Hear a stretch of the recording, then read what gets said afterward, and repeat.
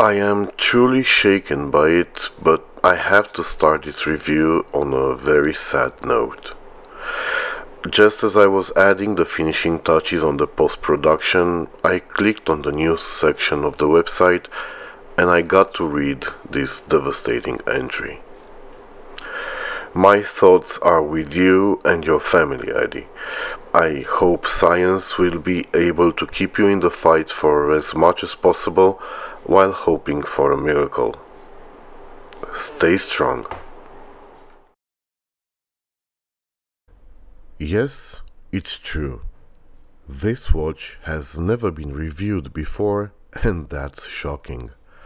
This is the Smith PRS40 Chrono.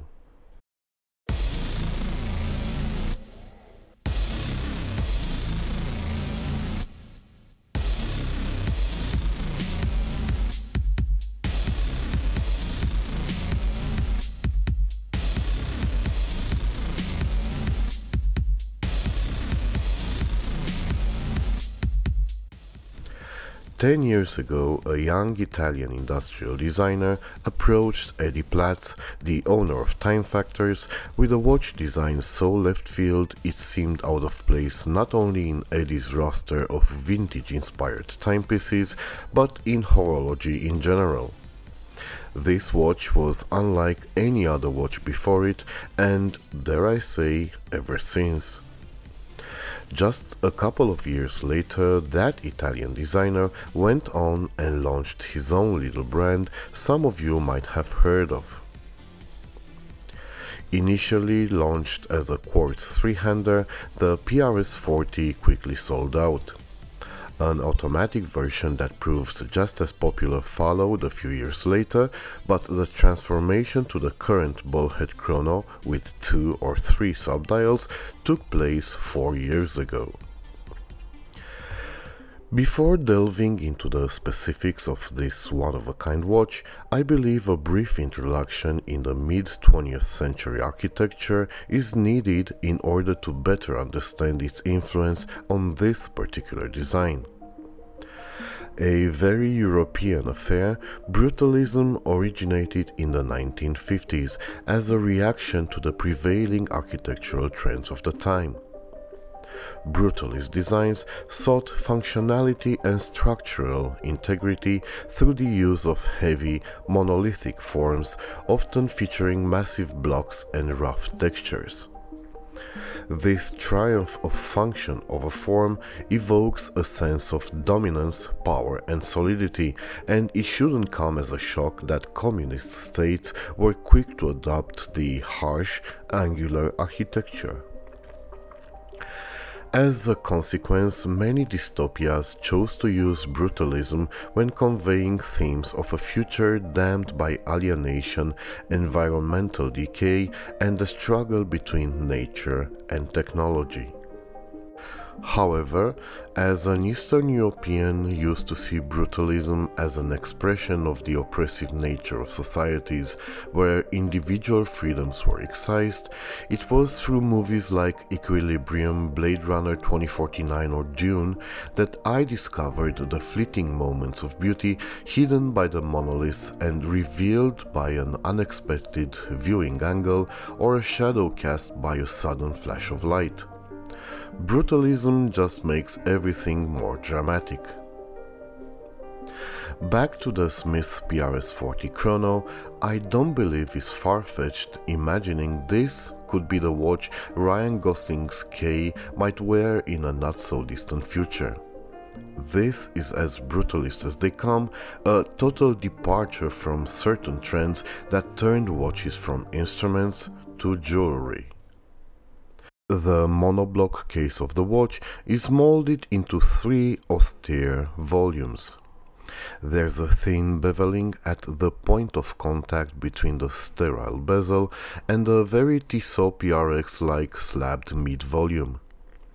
However, unlike the overhyped Swiss watch, the PRS40's extreme angled lugs keep it in contact with the wrist for all the 54 centimeters of its length.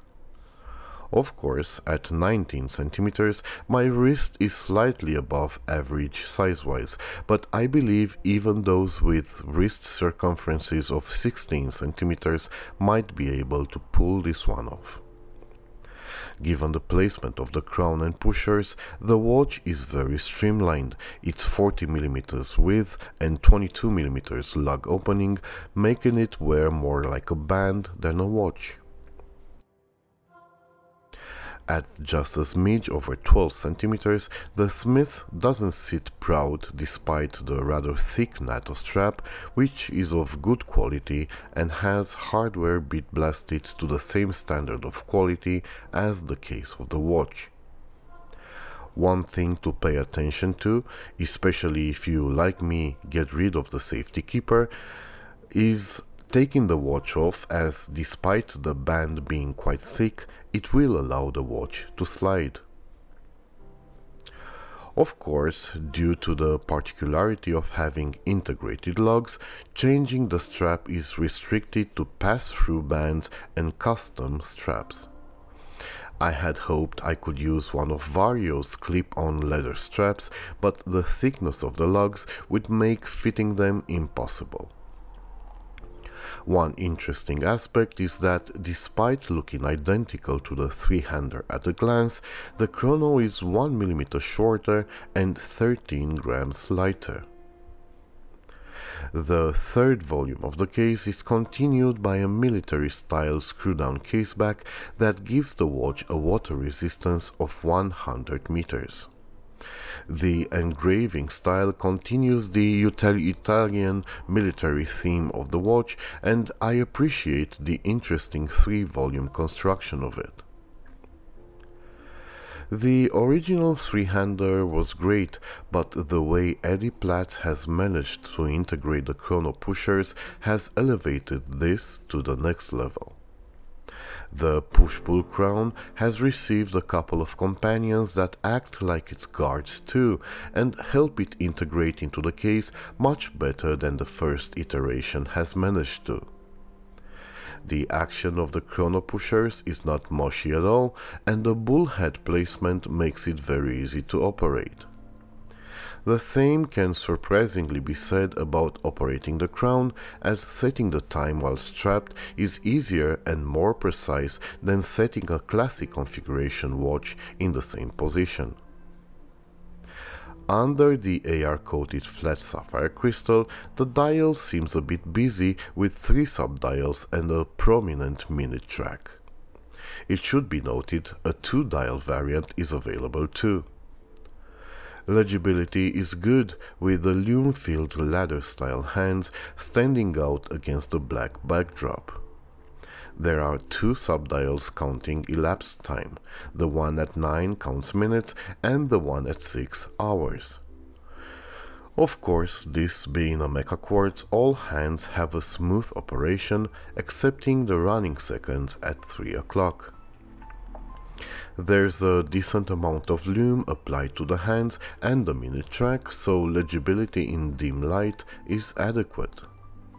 Very quick to charge, the C3 Superluminova lasts for a decent amount of time, certainly longer than in the case of most chronographs out there. If this is an interesting watch, just wait and see how interesting buying one can get. Eddie Platz is a very busy man. After all, he's currently running 6 brands with a total of 18 models in production. That's why Time Factors is open for orders 3, maybe 5 minutes a month. Yes, that's correct. Every 3 to 4 weeks, sometimes longer, a banner will show up at the top of the page where the next opening is advertised. Always a Sunday, always 1400 hours UK time. Signing up for the newsletter will give you a timely heads up, so that's a step you want to take. Another thing to consider would be creating your account prior to the store opening and logging in 5 minutes to the store opening hour. Have your card handy and click on the model you want to purchase. 15 seconds prior to 1400 hours, start refreshing, and the moment you see the purchase button, hit it like there's no tomorrow. Don't even think about going back and trying to add one more watch to the basket. You can do that next time. Of course, going through these hoops might not be everybody's cup of tea, but I can assure you it's worthy. I let you in on just one tiny crumpet of excellence that comes with having your order fulfilled. I received this watch running on my country's particular time zone that's not quite what Europe usually runs on. Caring enough about customers to research their particular time zones is not something that can be said about most brands, micro or not. So, what about this watch? Can it be more divisive? Do you like it? I do. It's a watch unlike any, an acquired taste, a statement piece that has already started more conversations amongst my friends than most watches in my collection. If watches were food, this would be Marmite. Bon appétit!